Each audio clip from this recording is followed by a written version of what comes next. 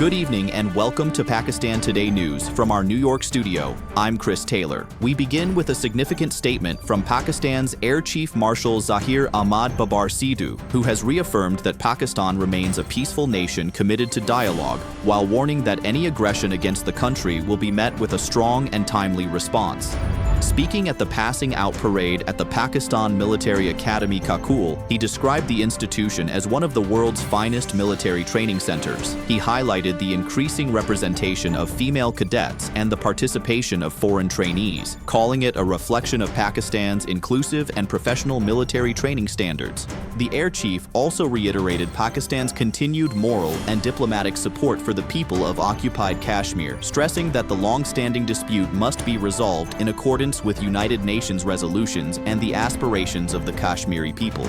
Despite heavy rainfall, the ceremony concluded successfully with cadets from friendly countries taking part, followed by awards distribution, oath-taking, and a parade showcasing military discipline and coordination.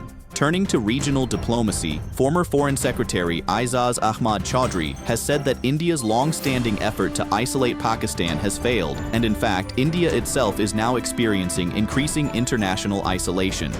Speaking during a television interview, he pointed to shifting global dynamics, noting signs of easing tensions between the United States and Iran after decades of mistrust, which he described as a positive development for regional stability. He added that Pakistan is currently at the center of heightened diplomatic activity, crediting both the civilian leadership under Prime Minister Shehbaz Sharif and the country's military leadership for their role in recent engagements. According to him, Pakistan's strategic importance is strengthening as global alliances continue to evolve. In economic developments, the federal government has collected more than 180 billion rupees under the Petroleum Development Levy in just 1.5 months. According to the Ministry of Finance, total collections from July to mid-April have reached 1,234 billion rupees, marking an increase of around 400 billion compared to the same period last year. Officials say a major portion of this revenue is coming from imported petroleum products, reflecting rising fuel consumption, increased import reliance, and higher global energy prices. Monthly data shows a steady upward trend, with December recording the highest collection so far this fiscal year. Now from Punjab, where an energy-saving policy requiring shops and markets to close by 8 p.m. is having a severe impact on the furniture industry in Rawalpindi. Our correspondent Drake Rowland is reporting from the city. The early closing hours and ongoing electricity load shedding of 3 to 4 hours daily have created major disruptions for furniture businesses across Rawalpindi. Shop owners say delivery schedules for wedding orders are now delayed by up to 10 days, causing growing frustration among customers. In addition, raw material prices have surged by 150 to 200%, forcing traders to demand revised payments for previously agreed contracts. Markets in areas such as Kuri Road, Rawal Road, and Pir Wadhai are witnessing mounting tensions between vendors and families preparing for weddings. Business owners are urging authorities to reconsider the restrictions to prevent further economic losses. Thank you to Drake Rowland for that report. In financial markets, Pakistan has raised $500 million through Eurobonds at an interest rate of around 7%, marking its return to international capital markets after a 4-year gap. According to the Finance Ministry, the 3-year bond was issued through private placement and attracted strong investor demand despite global uncertainty and Pakistan's B-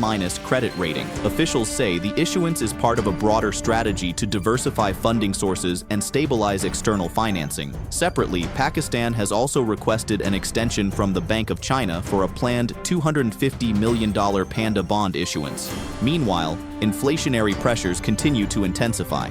The Pakistan Bureau of Statistics reports that the sensitive price indicator has reached a 75-week high, rising 12.16% year-on-year for the week ending April 16, 2026.